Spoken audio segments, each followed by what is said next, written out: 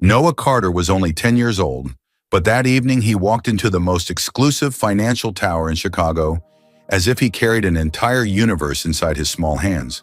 The marble floors shone beneath the towering glass ceiling, and a warm golden light glowed over suits worth more than his mom earned in a month. Conversations halted the moment he stepped into the VIP wing of North State Financial Tower, a place designed for billionaires, power brokers, and people who ruled the city from behind glass walls. And then came his voice, calm, steady, impossible to ignore. "I just want to check my balance." The room fell silent so fast it felt like someone had cut the oxygen. A 10-year-old boy in thrift store sneakers and a faded blue hoodie standing at a counter polished to perfection. The adults exchanged looks and amused smirk here, a mocking laugh there like they had just witnessed a punchline forming on its own.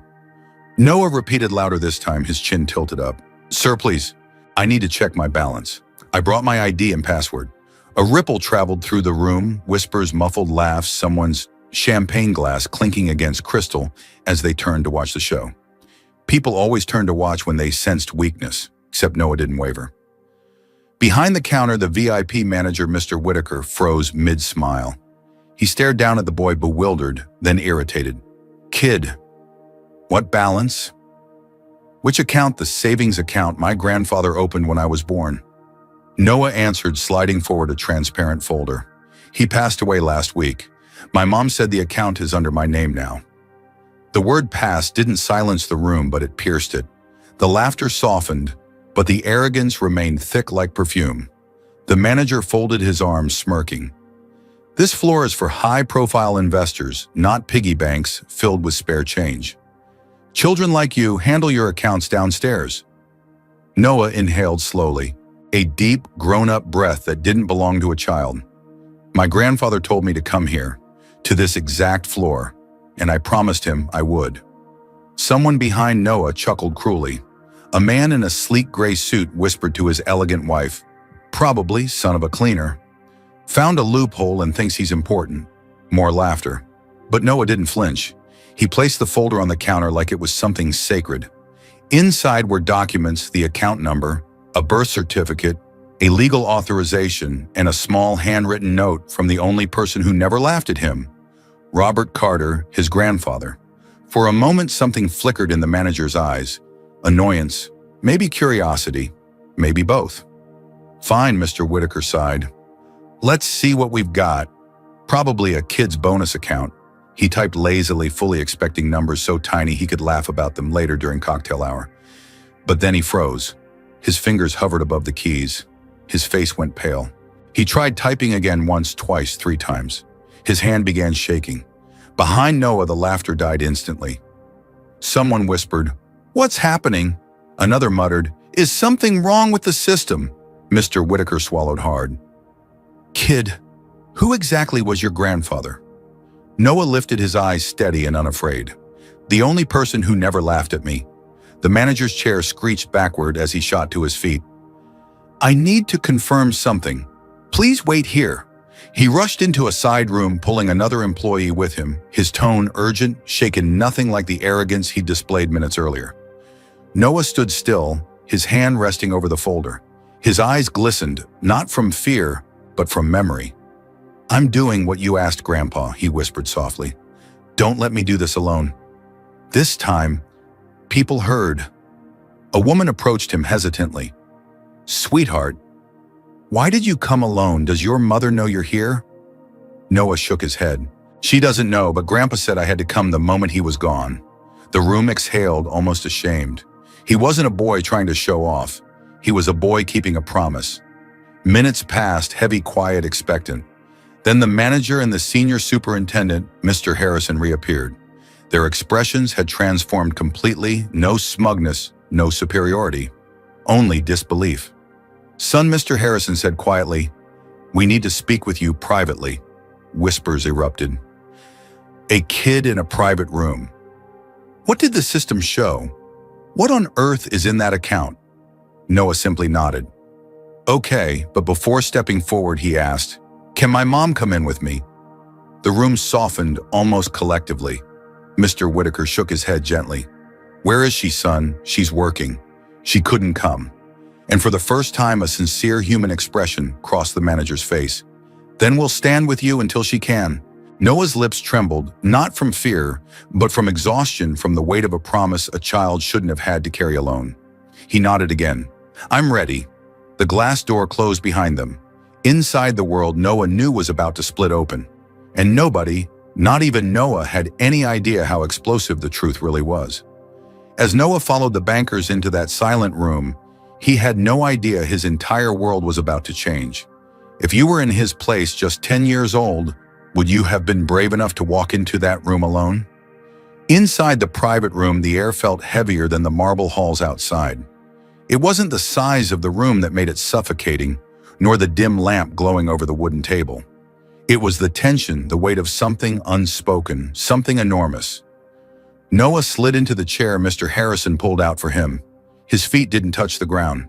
His hands shook slightly as he placed the transparent folder on the table. Mr. Whitaker and Mr. Harrison exchanged a glance that Noah couldn't understand but felt. A glance that meant whatever they had seen on their screens was far beyond ordinary, far beyond safe. Mr. Harrison spoke softly. "Noah, before we open your documents again, I need you to know you're completely safe here." Safe! The word echoed in Noah's chest like an unfamiliar note. Safe from what or from whom? The superintendent gently opened the folder. He found 3 items: an official letter folded into thirds, a handwritten envelope, and a small golden key that glimmered under the lamplight. "Is this key yours?" he asked. "It belonged to my grandpa," Noah whispered. "He said it would matter someday." "And that day is today," Mr. Harrison replied. As he unfolded the official letter, the door clicked. A new figure stepped inside, a woman in a charcoal gray coat, thin glasses, and a black briefcase. She looked like she walked through emergencies as calmly as through revolving doors. "Ms. Graves, Mr. Harrison said with a sigh of relief. "Thank God you're here." The woman nodded and approached the table. "Noah, my name is Linda Graves. I was your grandfather's attorney." Noah blinked. Grandpa had an attorney. "Your grandfather had a lot more than that," she answered quietly. She placed the briefcase on the table and opened it with practiced precision. Inside was a thick envelope sealed with a wax stamp. She slid it toward Noah. "This envelope was only to be opened the first time you requested access to your account," she explained. "Your grandfather knew this moment would come. He prepared everything. Prepared everything." That phrase made something shift inside Noah, like a door unlocking. Ms. Graves sat. "Before I read this to you, there's something important you need to understand. Your grandfather did not leave money by accident.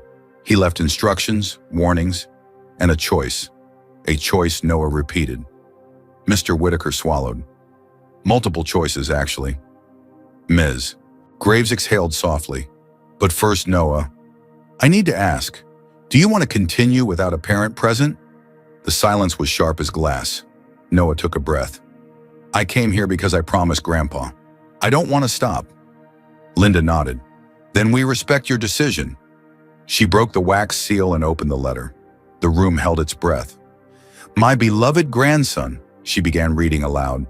"If you are hearing these words, it is because you have stepped into a world I never wanted you to face alone." Noah leaned closer. "All your life I protected you from shadows you never saw. Your father once tried to face them and paid a price. He didn't disappear because he was weak or because he abandoned you. He vanished because he was hunted." Noah froze. The air thinned. His father wasn't just gone. He was forced away. "Your father survived because he ran. I survived because I hid what I had. And you, Noah, you were meant to be shielded from all of it until you were old enough to carry the truth." Ms. Graves paused. Noah stared at his shoes, his eyes stinging. "Now you are here, and it is time you know what is yours. Not money, not property, but a legacy." She cleared her throat and continued. "You have 3 options, Noah. The path is yours alone." Noah's hands curled into fists on his lap. Option 1, she read, "You may take full control of the fortune immediately, but doing so will place you in the spotlight, in danger. People will come knocking, some smiling, some threatening. You will be rich, but you will never again be normal." Mr. Whitaker looked away uncomfortable. "Option 2, she continued. You may choose to have the wealth hidden, invested, and locked until your 21st birthday. You will remain protected, supervised, prepared. The world will not know what you possess. You will be allowed to grow. Noah lifted his chin slightly at that. And option 3, she said, softer now, you may reject the inheritance entirely. Walk away from all of this. Keep your life simple, free, untouched by danger or greed. The final line trembled on her tongue. And know this, Noah, whichever path you choose, it will define not the money, but the man you become. Noah felt his throat closing. His eyes burned. He gripped the edge of the table so tightly his knuckles whitened. Ms. Graves folded the letter gently. We will not pressure you, but we must ask, do you want to proceed to view the balance? Before Noah could breathe in an answer, the door slammed open with such force the walls nearly shook. Don't let him see it, a man's voice yelled. All 3 adults jumped. Noah spun around. The man stood at the doorway, chest heaving, face flushed, hair disheveled. He looked exhausted, terrified, and out of place in a room built for the wealthy. It took 3 seconds for Noah's body to freeze. Emily Carter, Noah's mother, burst into the room right behind the man, tears streaking her face. Noah, sweetheart, I'm here. I'm here. But Noah barely heard her, because his eyes were locked on the stranger, whose breath shook like he'd run through the entire city. Noah, the man whispered, voice breaking, don't look at that screen. Please, not yet. Noah's head felt light. He gripped the chair for balance. How do you know my name? The man closed his eyes, a tear slipping free. Because I'm your father. The world fell out from under Noah's feet. Emily gasped a raw, painful sob. Mr. Harrison froze mid-step. Ms. Graves dropped the pen she held. Even Mr. Whitaker's mouth fell open. Mark Carter stepped forward slowly, his voice shaking as if every word cut through his throat. I never left you, Noah. I didn't abandon you. I disappeared because they threatened me. They threatened you. I ran because it was the only way to keep you alive. Noah felt his entire chest quiver. The air in his lungs turned cold. He tried to speak, but only a whisper escaped. Why didn't you come back? Mark looked at him as though the question ripped something inside him. I tried. God knows I tried. But every place I went, they watched. Every time I got close, someone followed. I didn't come back because coming back meant endangering you. Your grandfather made me swear to stay hidden. Emily wiped her tears, her voice trembling. Mark, he deserved to know. I know, Mark whispered, eyes breaking. But I didn't know if the people hunting us were still out there. And you know why they wanted us. Mr. Harrison lowered his voice. The account. Mark nodded. The money, Mark said, isn't just money. It's tied to men who don't accept losing. Men who think power belongs to them. Your grandfather stole their power by giving everything to Noah. Noah's heart pounded. So if I see the balance, you become a target again, Mark finished. A cold silence spread through the room. The screen in front of them still displayed a loading bar frozen halfway, like a monster behind glass. Noah stared at the glowing screen, at the letter, at the key, at the father he thought was dead, at the mother who'd cried more than any child should ever see. He felt something shift inside him, a spark of truth, a spark of courage. I don't want to run, Noah whispered. I want to know the truth. Noah, Mark choked out, you don't have to choose today. But I do, Noah said, his voice stronger, because Grandpa trusted me, and I trust him. The room held its breath. Noah looked up, tears on his cheeks, but determination in his eyes. I want to hear everything, no more secrets. Mark swallowed. Then, it's time. He pulled out a chair, sat across from his son, and prepared to reveal a decade of truth. And just when he opened his mouth to speak, Ms. Graves' phone vibrated. She checked the screen and her face turned a terrifying shade of white. She whispered 4 words that made every adult in the room stiffen. They know he's here. Noah's pulse hammered in his ears. The door behind him suddenly didn't feel thick enough, and the monster behind the loading bar wasn't the only threat anymore. Before anything else could happen, Ms. Graves closed her phone and looked up. We have to decide what to do next. She wasn't talking to the adults. She was looking directly at Noah, because somehow, impossibly, he was the one who had to choose, and his choice would shape everything that came after. Tell me something. If you were in Noah's place right now, would you want to keep going deeper into the truth, or would you feel an urge to run? The room felt smaller after Ms. Graves whispered those 4 words. They know he's here. Noah didn't fully understand who they were, but he felt the adults tense around him as if danger had just stepped through the cracks in the walls. Mark moved closer, his hand hovering protectively near his son's shoulder, but he didn't touch him. He seemed afraid Noah might pull away. Emily's breathing trembled. Linda, what does that mean? Who knows Ms. Graves didn't sugarcoat anything? People who have waited 10 years for this account to become active again, and they won't want Noah to be the one controlling it. Noah's pulse throbbed in his ears. He looked at the glowing loading bar on the screen frozen at the halfway point. It reminded him of a door half open to a place that couldn't be closed again. What do they want from me? Noah asked, voice faint. Mark answered before anyone else could. They want what your grandfather protected. They want power, influence. They don't see you as a kid, Noah. They see you as a threat. Emily squeezed Noah's hand. But you're not alone. Not anymore. For a moment, Noah felt all 3 adults watching him, waiting for him to collapse, to break, to let them decide for him. But something inside him had shifted all day. Maybe it was the way the bankers changed their tone the moment they saw the truth. Maybe it was the memory of his grandfather's voice in that letter. Or maybe it was the fact that his father, whom he believed dead for years, looked completely alive and terrified for him. Whatever it was, it made Noah sit straighter in his seat. I want to see the balance, he said. The room snapped into stillness. Mark shook his head. Noah, you're just a kid. You don't have to. No, Noah interrupted softly but firmly.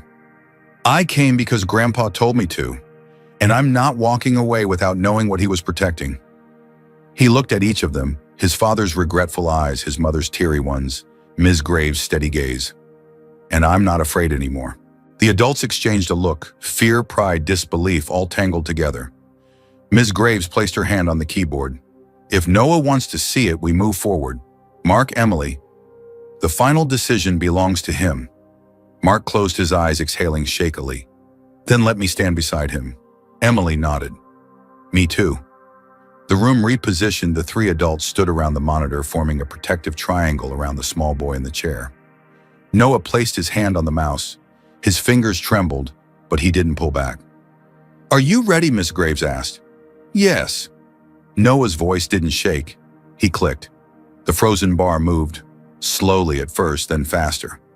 Files flew across the screen, documents, deeds, fund transfers, international accounts, asset lists, investment portfolios, legal protections.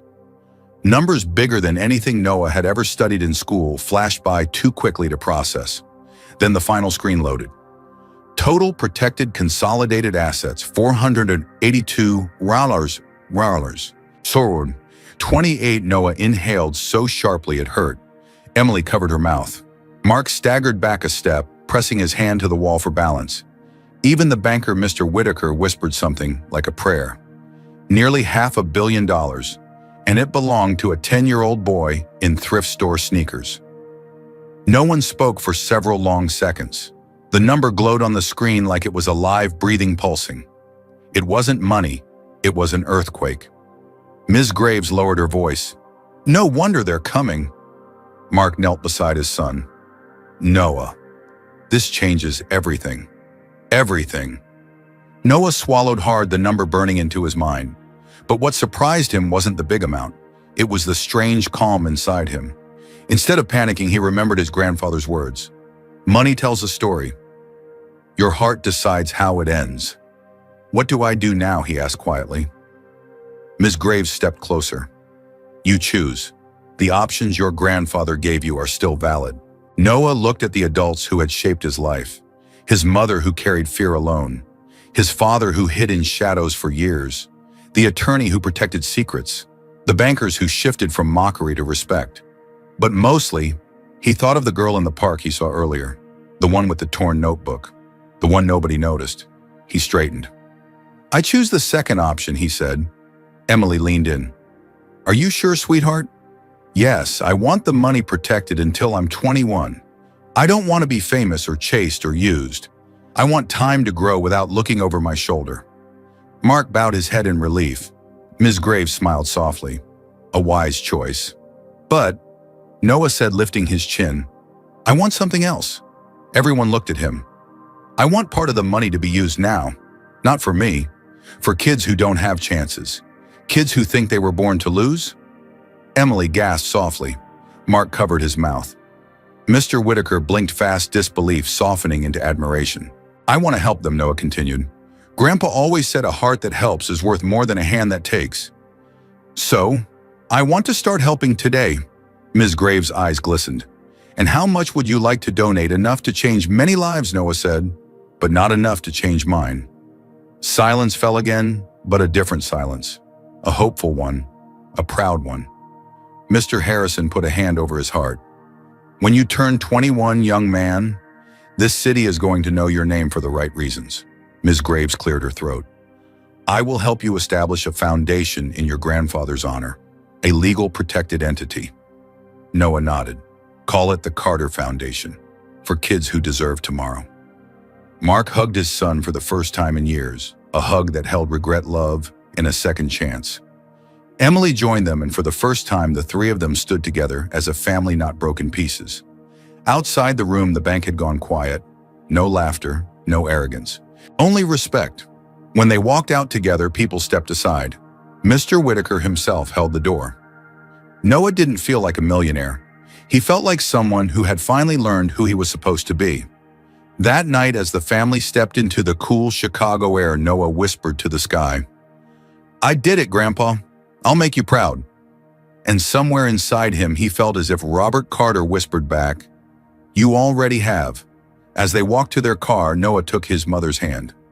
Mom, yes, sweetheart, I want to help one kid tomorrow. Just one, and then another, and then another. Emily smiled, tears fresh on her cheeks. Then that's exactly what we'll do. And that was how Noah Carter's story didn't end with a fortune. It began with a mission. Now let me ask you something. If this story touched your heart, would you show your support by commenting the number 100? I'd love to know from which country you're watching this story. And if you feel moved, please share this video so more people can hear Noah's message.